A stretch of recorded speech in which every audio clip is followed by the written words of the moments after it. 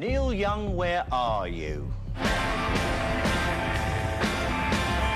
Through your management, I Rather like the Queen now as well, don't you? I always have. It's a human being. I would have no problems with her at all. I don't like the monarch. But he was one of my best mates, and that's how I can say that, because I know what I'm talking about. Yeah.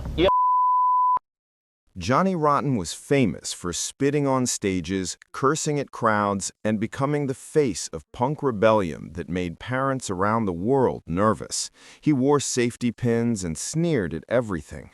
But underneath all that anger and rebellion, Johnny Rotten had one of the most sophisticated and surprising collections of musical influences you could imagine.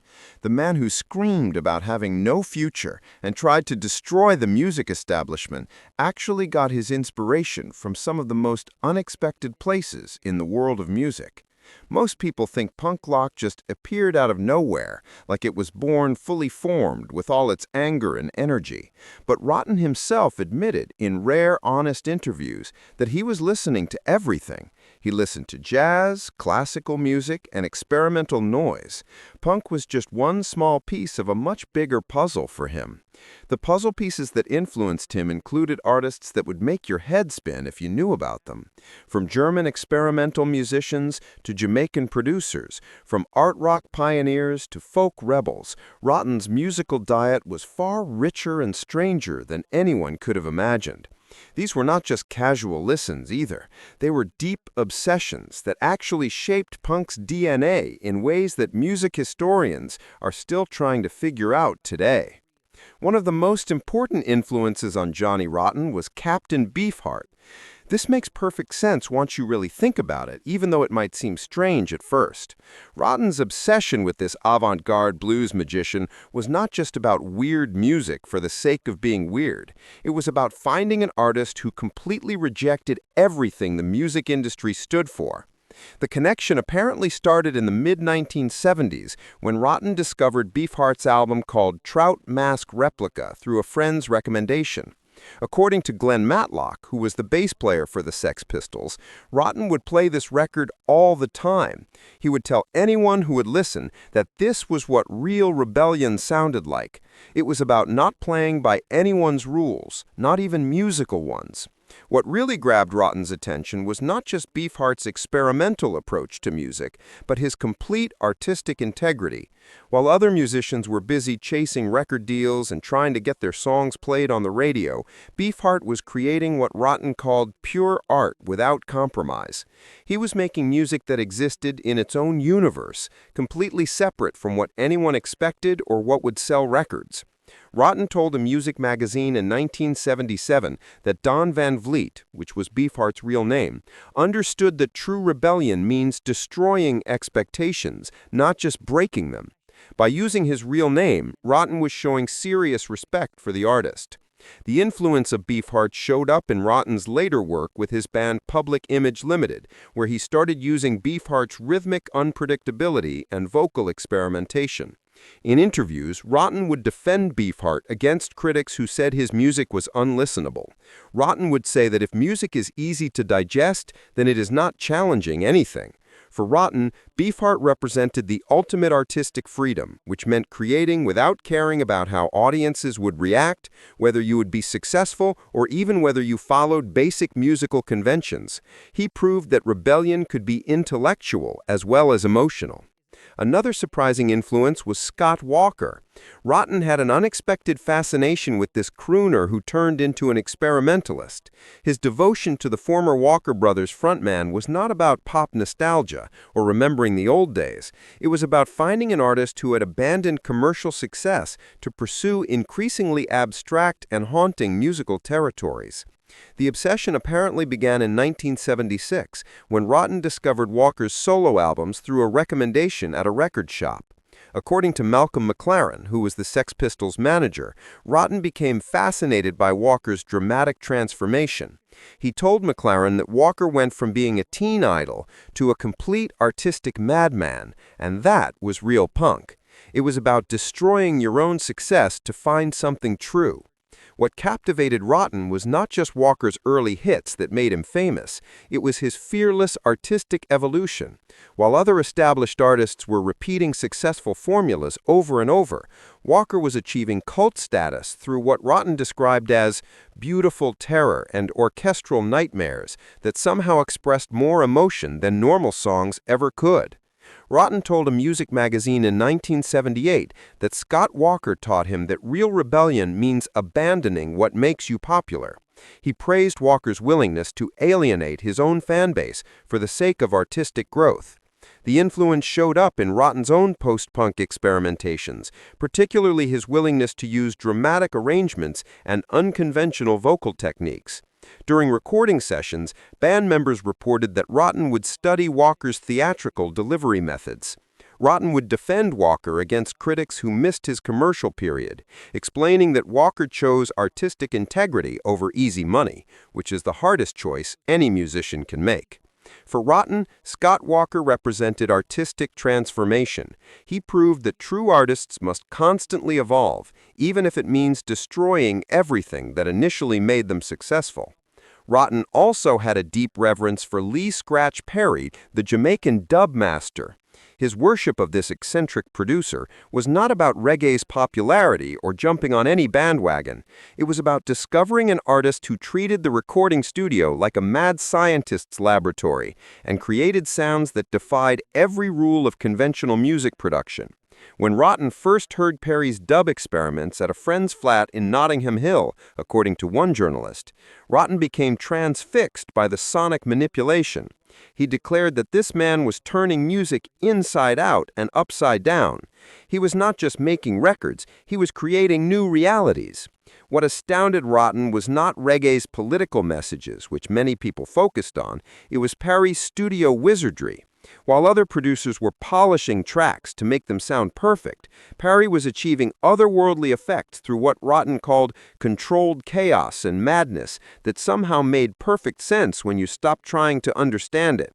Rotten told a music magazine in 1979 that Scratch Perry proved the best art comes from the edge of sanity.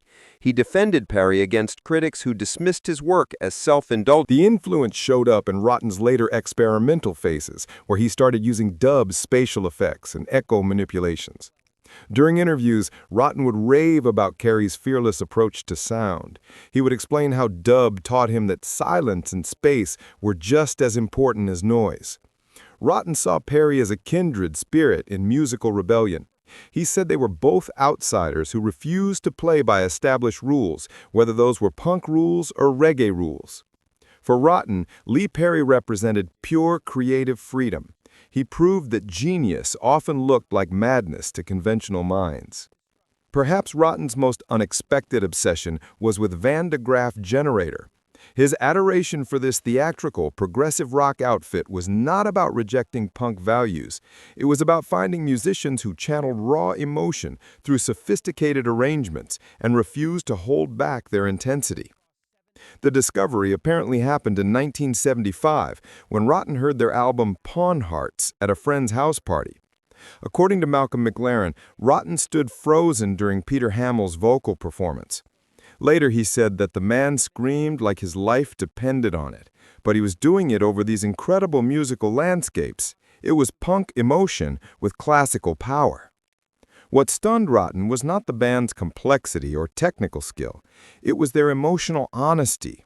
While other progressive rock bands were showing off their technical skills and how well they could play their instruments, Van de Graaff Generator was using their instrumental prowess to create what Rotten called beautiful violence, an anger transformed into art without losing any of its force. Rotten told a music magazine in 1978 that Peter Hamill taught him that you could be sophisticated and still completely raw. He praised the vocalist's theatrical yet genuine delivery style. The influence showed up in Rotten's dramatic stage presence and his later willingness to experiment with longer song structures. Band members remembered him studying Hamill's vocal techniques and explaining how emotion could be amplified through musical sophistication rather than dampened by it. Rotten defended his progressive rock appreciation against punk purists who thought he was betraying punk values. He argued that intelligence does not make music less powerful. It makes it more dangerous because it knows exactly where to strike.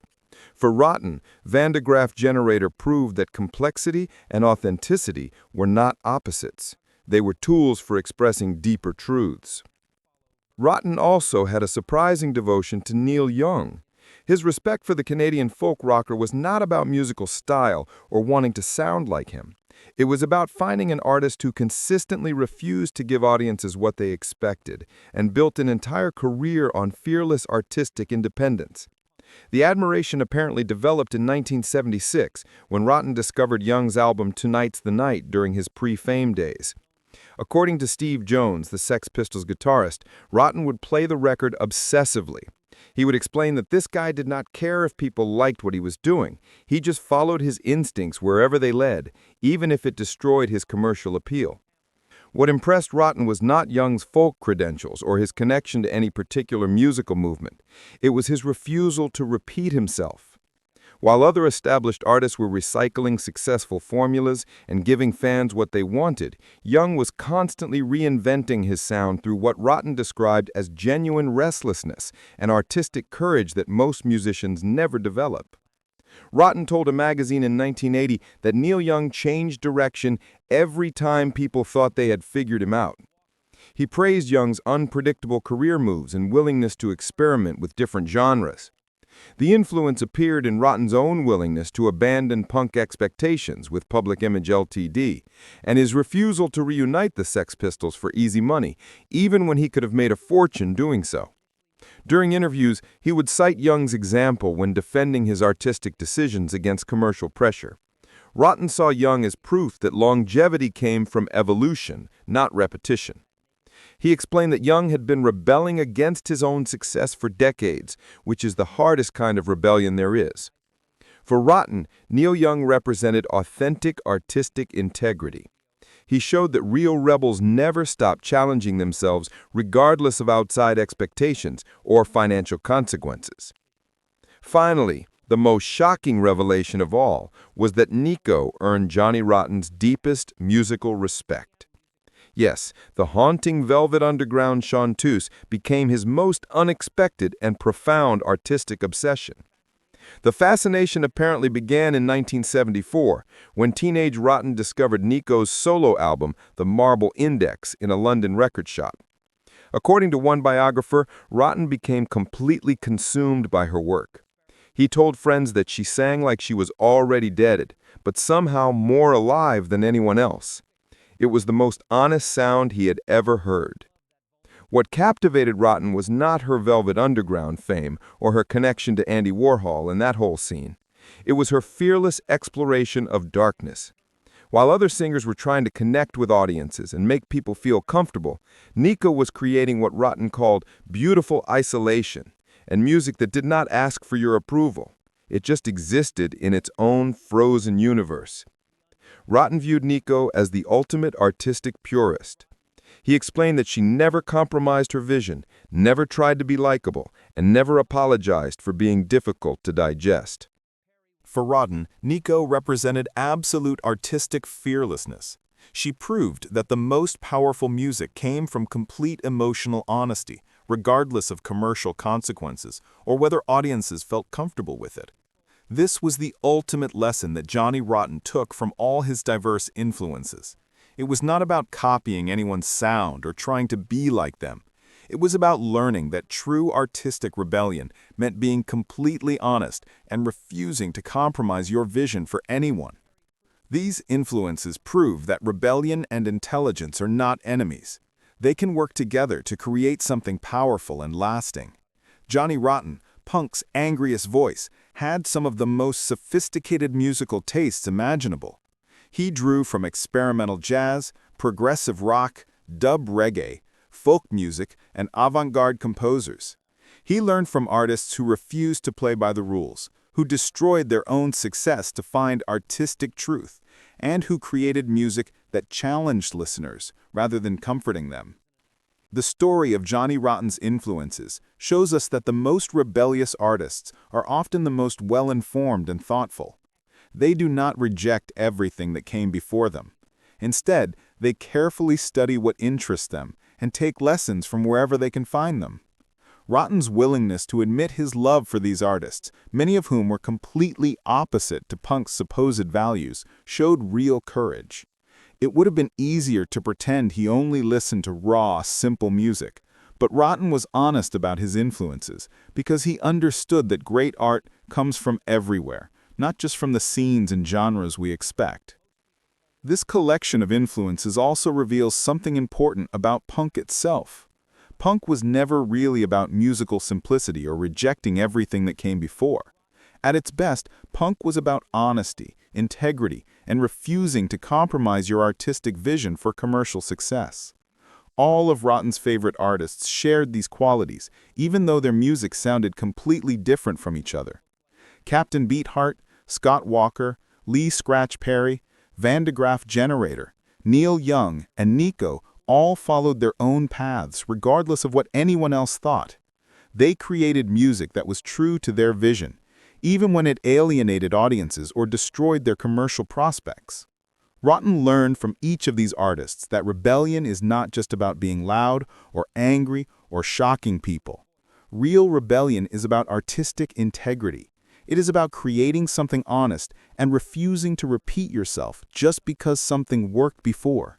It is about treating your audience with enough respect to challenge them rather than just giving them what they expect.